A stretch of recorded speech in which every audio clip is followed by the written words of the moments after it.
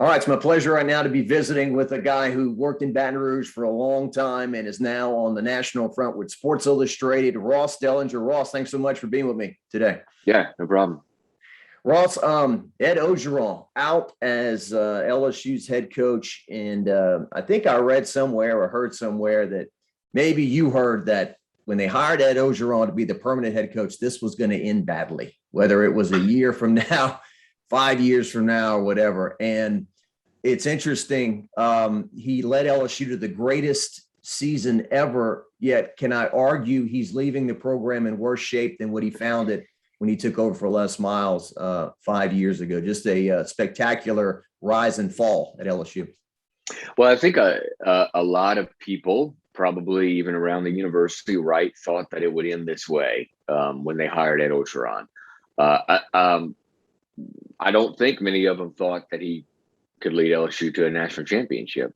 And so because he did that, I do think that the program's situation it's in right now is probably maybe better than what he took over, only because you got that national title and that impacts so much from a recruiting standpoint, from a resources standpoint. But there certainly were a lot of people, right, that thought that this would be how it would end when Ed Orgeron was hired. I mean, we have to go back and remember in 2016 that search. There was a reason that on that Saturday morning after Thanksgiving, the Saturday after Thanksgiving, that a plane was fueled up, ready to go pick up Tom Herman in Houston. And there was a reason that was the kind of penciled in plan. Obviously, the backup plan is the one they used in hiring Ed Orgeron, but certainly the swiftness of the fall from winning a national title to struggling to run the football against teams you shouldn't struggle to run the football on, and struggling to stop big plays in a backfield that's full of five stars. Just 2 years after all that, maybe the best team in college football. It's kind of a shocking and swift end. Yeah, that was, I guess that was a stupid comment on my part, worse than what he found it. But what I meant, I guess, was LSU going to UCLA and getting beat up, LSU going to Kentucky and getting stomped, LSU going to Ole Miss and losing big. I mean, this stretch of games they've played and the way they've gotten beat, and the fact they can't even practice like they want to or do a Tiger Bowl because they don't have enough players, and just a downward spiral in that regard. You mentioned the last time around, Ross, LSU was looking for a coach. This may sound a little simplistic on my part, but it seemed like the search was a bit simplistic with Joe Oliva. It was like the week of the Thanksgiving game at Texas A&M. It was like, oh, we need a coach now. So Jimbo Fisher was mentioned. Tom Herman was mentioned. Tom Herman and Oliva had some talks.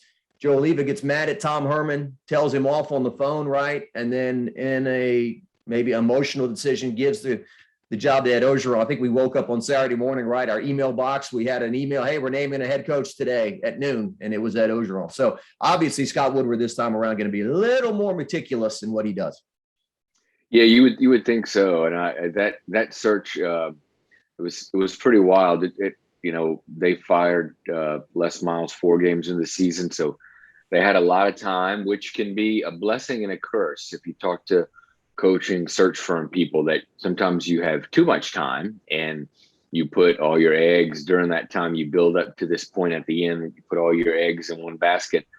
And it sure sounds like LSU did that during that search. And Tom Herman took the basket and went to Texas. And so that led to a backup plan. That was Ed Orgeron. And I think, that final week, it sure seemed like it was going to be one or the other. But there was a lot that happened before that. I think that LSU scouted about 4 to 6 coaches or so. I'm trying to remember some of them: Justin Fuente, PJ Fleck. Of course, Jimbo was in the mix there. I think I don't know that he was ever really serious that year like he was the year before. Yeah, that's the thing. You really could go back even another year in 2015. And I've written it before, and I know certain people would never believe it, but I can't can't emphasize how true it is without having actually seen the document. I do know it existed, that Jimbo had agreed to be LSU's coach in 2015. So it's crazy. Like if you go back to that time, if they had got fired less and hired Jimbo, what everything would be like right now, or maybe LSU wouldn't have a national championship. So Yeah. But it's crazy to think about. Yeah. I think, Ross, if you say, well, LSU shouldn't have hired Ed Orgeron, you're kind of talking with your mouth full, because, they went 9-3, they went 10-3, and then they had the great year in 2019, and they had a nice run. They just fell off a cliff, and some things were out of his control with COVID, and then opting out became kind of the in thing to do. And just LSU seemed to be hit harder than other schools in terms of what 2020 was, which was a big bucket of yuck, as Smoke Lavelle I would say. Indeed. Yep. It's been, like I said, I think, a lot of people maybe predicted that this would eventually happen, but just the way it's happening in the steep fall. I mean, you're right. There are some things that happened that probably weren't Ed Orgeron's fault, but there are a lot of things that probably happened that he could have handled differently. They happened to every coach. Every coach dealt with COVID.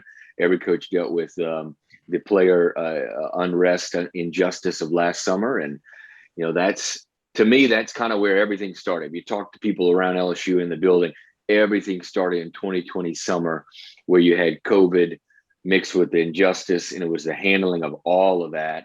And then, obviously right before that, Ed Orgeron obviously got a divorce, and his personal life changed as well. I think there's things that have been well documented there. So lots of things happen kind of off the field to result in what we're seeing on the field. Yeah. And Ross, Coach O never struck me as a political person. Like I remember in 2016, John Bell Edwards was at the Texas A&M game in College Station, supporting his friend and hoping he got the job. And then they had him come to practice before the Citrus Bowl when they played Louisville, maybe, and he was throwing the ball around. Mm-hmm. So I think Coach O was just, hey, this is the governor. It's Louisiana. We're being buddies. And then Donald Trump, for whatever reason, kind of reached out to him during 2019. He went to the Alabama game. He called him a couple of times. And then I think Coach O was trying to play football in the summer of 2020, and so was President Trump. We need to play football. And when he said, I love Donald Trump and this and that, I knew how that was going to be taken by certain people. And I don't want to get too political, but that kind of ties into what you're talking about. Absolutely. That was that 2020 summer. I think it was in June or July when he got up and said that. And again, I know there's another, when fans hear about all this, a lot of them probably roll their eyes. Oh, come on. I think Jacques, you and I and others there on the ground talk to people who are on that team or around that team who, we're not making this up. They're telling us this was an issue last summer, and it partly led to where LSU is today. People on that team, players on that team, were very angry. And Ed Orgeron probably didn't handle a lot of the aftermath well of that. The stories, and I remember getting updates that day from the players' march. No situation. It happened on almost on every campus. And outside of Oklahoma State, which they had their own issues with Mike Gundy and OA News and all that. So they had their own issues. But outside of them, it went as poorly at LSU as it did anywhere. And I remember getting updates live from the day about how that was going, and assistant coaches running out and trying to be with the team because the head coach was not. It was just bad. Yeah. Like you said, we've heard it from other people. It's not me and you looking at it and saying it was a bad thing. The players, they skipped practice that day. They marched, and is Coach O kind of an old school, simple man? Hey, we need to practice today. And somebody maybe around him should have talked to him about it. Hey, this is a big deal. And we need to talk to the players for half an hour or something. But another thing too, just real quick, when LSU went to the White House after they won the national championship, I heard it from the LSU people that they were just treated first class, that it wasn't a case of, hey, 30 minutes in, 30 minutes out. They hung out for like 3.5 hours, and And Donald Trump, whether it was from somebody wrote it for him or not, really went into detail about the team and the wins and the stats and Steve Ensminger and all these different things. So they were treated really well at the White House. But yeah, that was a fork in the road, without a doubt. Yeah, it sure was. You talk to people who, do defend Ed Orgeron for some of the things he said, because, as you just mentioned, right, they were treated well, and that's, I think, what he was trying to get across. And it just didn't, necessarily come out that way. Yeah. All right. So the latest and greatest, Ross, coaching searches, right? And each coaching search as we move forward in our lifetime will be crazier than the previous, I would assume, with social media and everything that's out there right now. I'm going to bring up some big names because we think of Scott Woodward as a big game hunter. Lincoln Riley, he's part of, the young offensive coach kind of came into vogue in the last few years, right? 38 years old. He's 54-9 at Oklahoma, 9-0 this year, 3 playoff appearances. Each playoff appearance he's had, he's lost to an SEC team: Georgia, Alabama, LSU in 2019, perhaps the greatest offensive showing in a half we'll ever see from an LSU team. He would be certainly a big name. He's coming to the SEC anyway, eventually, right? Would he feel like he could win bigger at LSU than Oklahoma? Well, you would think from a recruiting standpoint, the answer would be yes. In fact, me and you were having this conversation a few days after I did some compiling of just randomly of 5-star signees nationally, and over the last 4 years, and it was just really interesting. There were only 5 FBS teams, right, that signed at least, signed more. Let me see if I can get this right. There were, over the last 4 years recruiting cycles, there were 5 FBS teams that signed more than 5 5-stars combined in a class. Only 5. There's Georgia, Alabama, Ohio State, Clemson, and LSU.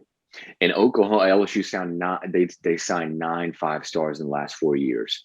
To give you an idea of how big of a gap that is, Georgia signed 20. They led the nation. They signed 20, so they signed double. About Oklahoma, I believe, signed 5. So they signed roughly half of what LSU did. So look, I think the biggest draw to LSU is you can get players because of where you're located, the conference you play in, and all that stuff. So I'm sure Lincoln Riley knows that. That would be, I'm trying to think, it would be somewhat unprecedented of a hire for a few reasons.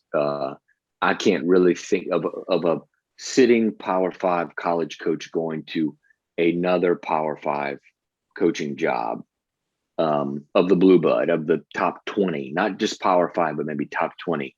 There aren't a lot of examples of this. One of them, Scott Woodward did 4 years ago. He hired Jimbo Fisher from Florida State to go to A&M. That's an example.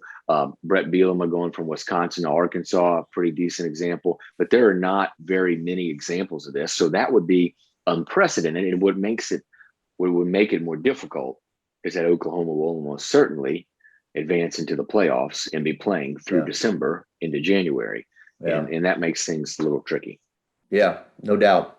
Dabo Swinney, whether it's right or wrong, people for years have said he's going to replace Nick Saban at Alabama, or he's going to be in the mix to do that. He'll be 52 years old in November. His coaching record at Clemson is stellar. He's having, I guess, his worst year this year, but 2 national championships, 2 national runner-ups, made the playoffs 2 other times. That would certainly be a huge hire. And if Scott Woodward is floating out, hey, we'll hire a coach for $9 or $10 million a year, that would be a huge get, I would think. I'm just not sure if his quirkiness and his personality, Ross, would that play in Baton Rouge? You know how he is. Yeah, that would be an interesting fit. I saw Dabo getting on to some of the Clemson fans for booing. He would have real trouble in Baton Rouge. Not converting a third down leads to often booing of an undefeated team in Baton Rouge. So he'd have real trouble there. Hey, that one is even more difficult probably for me to see happening. Yeah. You never know. In the fact that Dabo and them are struggling this year more than they have recently, actually might make it more of a possibility maybe.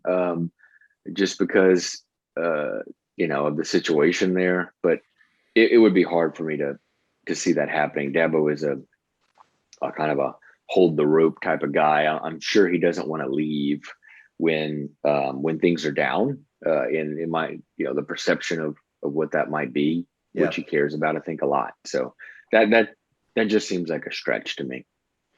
Ross, don't you think the LSU video team could put a camera on him as he sprinted out of the Tiger Stadium tunnel doing his 40-yard dash? Yeah, that's right.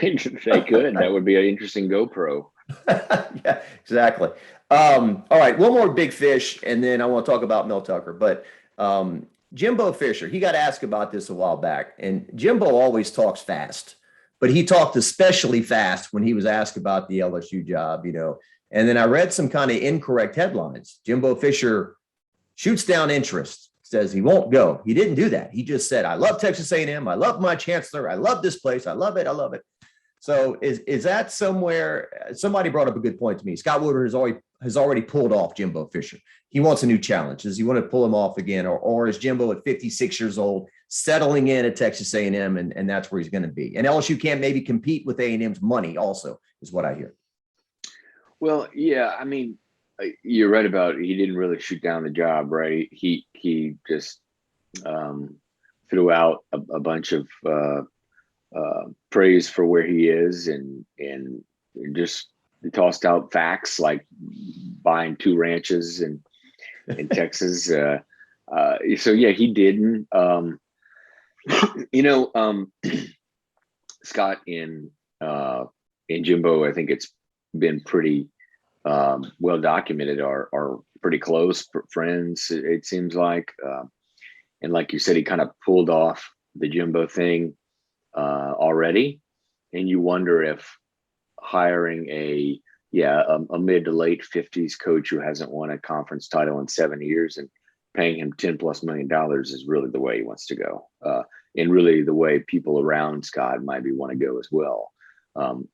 Jimbo interviewed for the LSU job in 2005 when Les Miles got it. He basically had agreed to be LSU's coach in 2015 before they kept Les Miles. And then in 2016, I think he was in the mix a little bit, probably not very seriously. So, but there's been 3 flirtations, and you just wonder if LSU people, maybe outside of Scott, are a little tired of it. And now that the star kind of, in a way, maybe faded, but never count him out just because of him and Scott's relationship. Never count him out. Ross, Darren DeQuano, our videographer here at Channel 9, the day of the LSU A&M game in 2015, when Les Miles got off the bus, President F. King Alexander went up to Les and shook his hand and patted him on the back. And Darren said, he's never done that before. That was weird and new. And that, I guess, told us all we needed to know right there, that the president had kind of cut this off at the pass, along with some other people, that Les was going to stay. So yeah, I know there was a fun story from ESPN about the decision being made in the third quarter, which we all know wasn't really true. The decision had been made. It was expressed to board members during the game.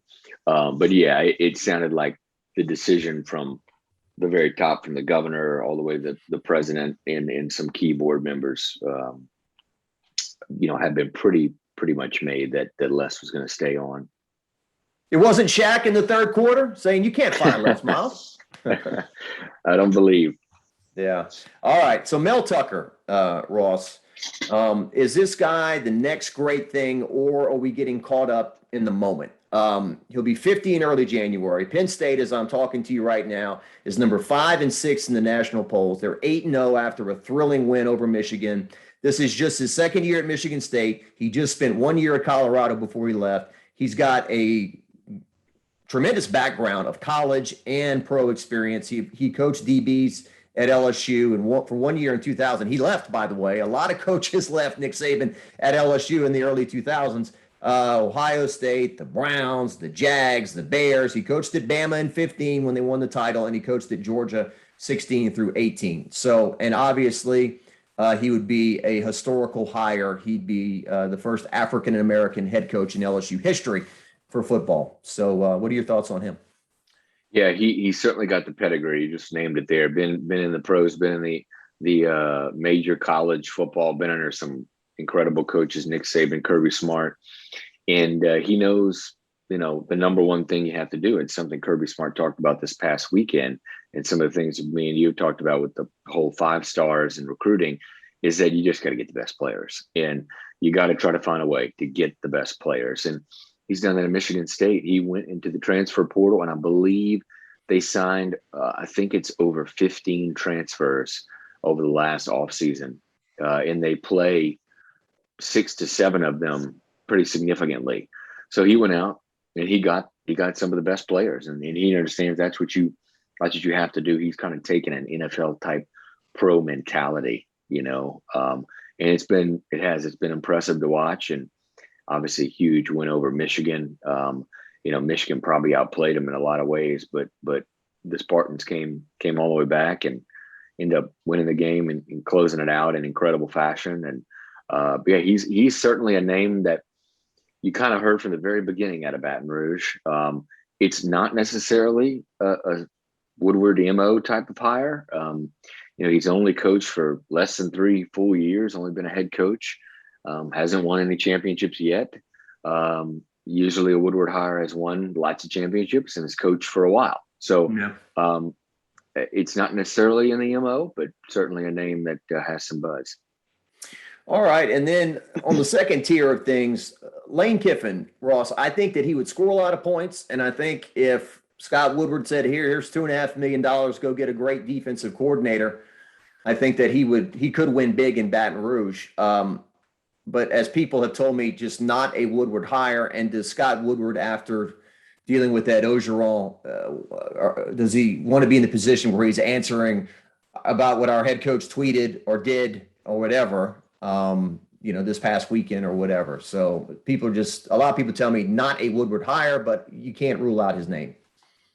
You can't. Yeah. I mean, it probably didn't help that they lost at Auburn now, and you thought maybe they could find a way to go like a 10-2 or something, but that might not happen now this year. And so the star that fades a little bit there, but you're right. Lane, when you hire Lane, you get all of Lane, which includes some of the off the field stuff, which is some things that probably LSU was dealing with already with Ed Orgeron. And I could, for a team that is right in the middle of an NCAA investigation and violations in Title IX investigation, you would think this hire needs to be as kind of squeaky clean as could be. So coaches like Urban Meyer and Hugh Freeze and probably Lane Kiffin, you would think would necessarily be on the list. But again, who really knows, right? Because as we know in college football, it's all about winning, and Lane certainly wins.